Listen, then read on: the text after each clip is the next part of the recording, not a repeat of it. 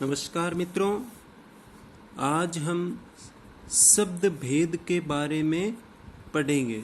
शब्द भेद के बारे में पढ़ेंगे। शब्द कितने प्रकार के होते हैं इसके बारे में पढ़ेंगे। तो सबसे पहले हम बात करते हैं शब्द के बारे में। शब्द किसे कहते हैं, शब्द की परिभाषा के बारे में बातचीत करते हैं। तो शब्द की परिभाषा है एक या एक से अधिक अक्षरों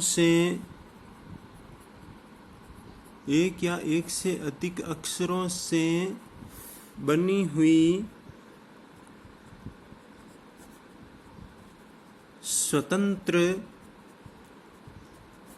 सार्थक इकाई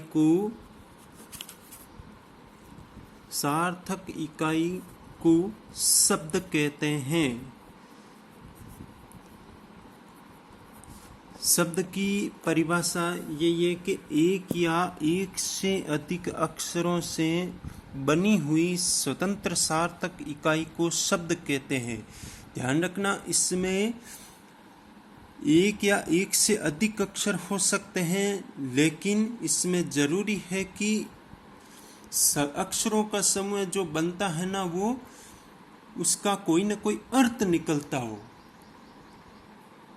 वही शब्द कहलाता है। देखिए, इसके बारे में साधारण परिभाषा, साधारण शब्दों में हम बातचीत करते हैं। साधारण शब्दों में जो बातचीत करते हैं, इसमें सीधी सी बात ये है कि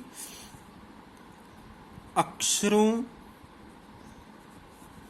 का वह समूह है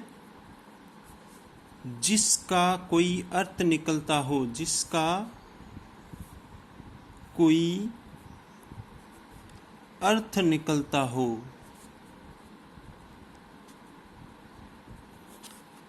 उसे शब्द कहते हैं। अक्षरों का वह समूह जिसका कोई अर्थ निकलता हो, वही शब्द कहलाता है। यहाँ पर जो पहले वाली परिभाषा में हमने बात की थी ना, एक या एक से अधिक अक्षरों से बनी हुई स्वतंत्र सार्थक इकाई को शब्द कहते हैं। सार्थक मुख्य रूप से ध्यान रखना कि भाई, अब देखिए, अक्षरों का समूह तो कई प्रकार के होते हैं, उनमें से किसी का अर्थ भी नहीं निकलता है तो फिर वो शब्द नहीं होता है। शब्द की परिभाषा यही है कि एक या एक से अधिक अक्षरों से बनी हुई स्वतंत्र सार्थक ध्वनि को शब्द कहते हैं। अब देखिए, आगे बातचीत करते हैं शब्द की संरचना। तो इसमें संरचना की दृष्टि से ये भाषा की सबसे छोटी इकाई है। शब्द जो है ना, संरचना की दृष्टि से भाषा की सबसे छोटी इकाई है। सबसे छोटी इकाई शब्द है। संरचना की दृष्टि से भाषा की सबसे छोटी इकाई शब्द है। अब देखिए, शब्द एक अक्षर से भी मिलकर बन सकता है और अक्षरों के समूह से भी मिलकर के बन सकता है। शर्त यह है कि उसका अर्थ निकलता हो। तो ये संरचना की दृष्टि से भाषा की सबसे छोटी इकाई जो है वो शब्द कहलाती है।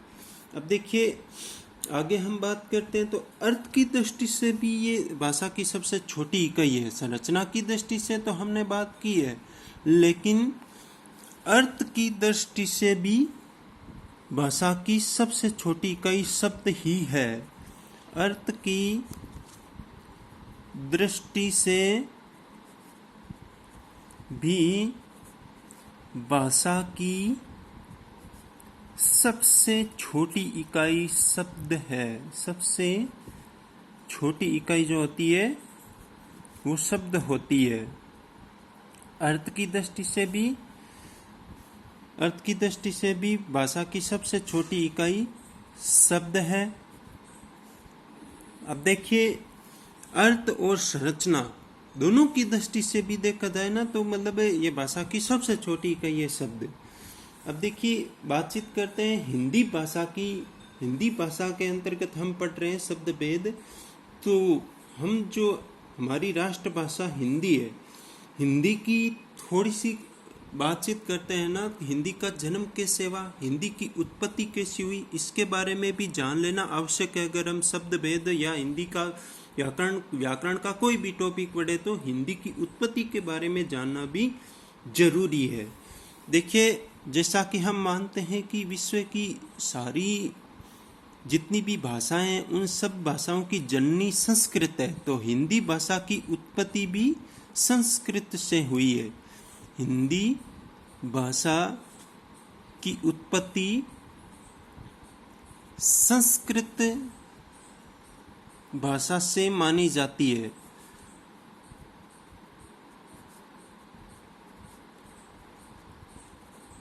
हिंदी भाषा की उत्पत्ति संस्कृत भाषा से मानी जाती है। अब देखिए, बातचीत करते हैं आगे। तो हिंदी में स्रोत या उत्पत्ति की दृष्टि से संस्कृत के काफी शब्द हिंदी में मिलते हैं। हिंदी भाषा के विकास क्रम को हम जानते हैं। देखिए, उत्पत्ति के बारे में बात की थी तो हम ये मानते हैं कि विश्व में जितनी भी भाषाएं हैं उनकी मातृभाषा, उनकी जननी जो है वो संस्कृत ही है। संस्कृत से ही विश्व की भाषाओं का जन्म हुआ है, उन्हीं में से हिंदी एक है। अर्थात हिंदी भाषा की उत्पत्ति संस्कृत से मानी जाती है। अब देखिए, उत्पत्ति के बारे में बातचीत कर ली। हिंदी का विकास किस प्रकार से हुआ, हिंदी का विकास क्रम, किस क्रम में हिंदी भाषा का विकास हुआ है, इसके बारे में बातचीत करते हैं। तो सबसे पहले हम बातचीत करते हैं इसमें, भाषा वैज्ञानिकों ने माना है कि संस्कृत के अंतर्गत भी सबसे पहले वैदिक संस्कृत का उद्भव हुआ था।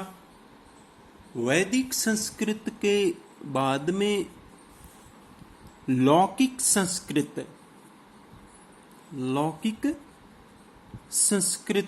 का उद्भव हुआ था। लौकिक संस्कृत के बाद में जो बातचीत करते हैं वो प्राकृत भाषा। अब देखिए, प्राकृत के बाद में प्राकृत को इसमें मुख्य रूप से दो भागों में बांटा गया है। प्राकृत में पहला भाग जो है वो पाली भाषा का रहा है और दूसरा भाग जो रहा है इसमें प्राकृत भाषा का दूसरा भाग जो रहा है, इसके बारे में बातचीत करते हैं। इसको प्राकृत भाषा ही कहते हैं। अब देखिए, प्राकृत भाषा के बाद में जो प्राकृत तृतीय के बारे में, यानी कि अपभ्रंश भाषा, अपभ्रंश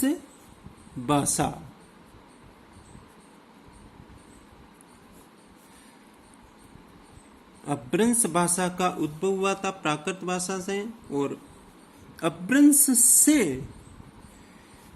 हिंदी भाषा का विकास हुआ था। देखिए, भाषा के जो हिंदी भाषा का विकास क्रम को निम्न रूप से समझ सकते हैं कि सबसे पहले वैदिक संस्कृत का उद्भव हुआ था। हमारे चारों वेद वैदिक संस्कृत के अंतर्गत भी लिखे गए हैं। वैदिक संस्कृत से लौकिक संस्कृत का उद्भव हुआ था। जो ये हमारे पुराण है वो लौकिक संस्कृत में लिखे गए हैं। ब्राह्मण ग्रंथ भी इसी में लिखे गए। उसके बाद में जो प्राकृत भाग, प्रथम प्राकृत भाषा का पहला भाग यानी कि पाली भाषा का उद्भव हुआ था। और उसके बाद में पाली भाषा, एक चीज और बताना भूल गया कि पाली भाषा जो है ना वो बौद्ध धर्म के जितने भी ग्रंथ है, बौद्ध ग्रंथ पाली भाषा में लिखे गए हैं। अब देखिए, पाली भाषा के बाद में प्राकृत भाषा का जो द्वितीय भाग है, यानी कि प्राकृत भाषा का उद्भव हुआ था। प्राकृत भाषा के द्वितीय भाग के अंतर्गत जैन धर्म के ग्रंथ लिखे गए हैं। अब देखिए, इसके बाद में बातचीत करते हैं अपभ्रंश भाषा। अपभ्रंश भाषा के बारे में बातचीत करते हैं तो ये इसका जो विकास काल रहा है 693 ईस्वी के आसपास अपभ्रंश भाषा का उद्भव प्रसिद्ध साहित्यकार राहुल सांकृत्यायन मानते हैं। और लगभग 7वीं शताब्दी से लेकर के ये 12वीं शताब्दी के आसपास का समय जो है वो अपभ्रंश भाषा का रहा है। अपभ्रंश के बाद में प्रारंभिक हिंदी भाषा का मतलब हिंदी भाषा अपने प्रारंभिक रूप को लेना शुरू हो गई थी। धीरे धीरे हिंदी अपने विकास क्रम की ओर बढ़ रही थी। अब देखिए थोड़ी सी हमने जानकारी प्राप्त की है हिंदी का विकास क्रम, हिंदी का विकास कैसे हुआ इसके बारे में। अब देखिए हिंदी भाषा के मुख्य रूप से बातचीत करते हैं ना कि हिंदी हम बात कर रहे हैं शब्द भेद के बारे में। तो हिंदी में शब्दों को 4 भागों में विभक्त किया गया स्रोत या उत्पत्ति के आधार पर। तो स्रोत या उत्पत्ति के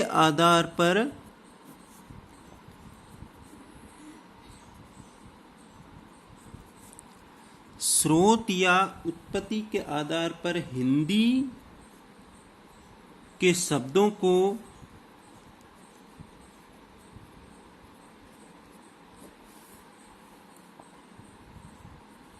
4 भागों में बांटा गया है। 4 भागों में बांटा गया है। इसमें मुख्य रूप से जो 4 भाग कौन कौन से हैं? पहला है तत्सम शब्द,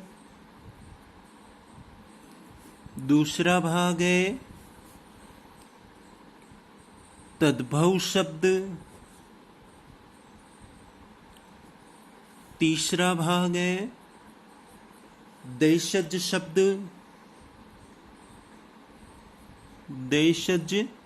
शब्द, और चौथा भाग के बारे में जो है विदेशज शब्द या विदेशी शब्द,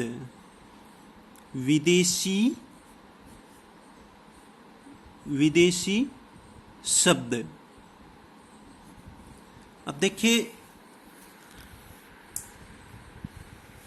हम बातचीत कर रहे हैं ना कि स्रोत या उत्पत्ति के आधार पर हिंदी के शब्दों को 4 भागों में बांटा गया। तत्सम शब्द, तद्भव शब्द, देशज शब्द, विदेशज शब्द। तो स्रोत या उत्पत्ति के आधार पर हिंदी के शब्दों को कितने भागों में बांटा गया है?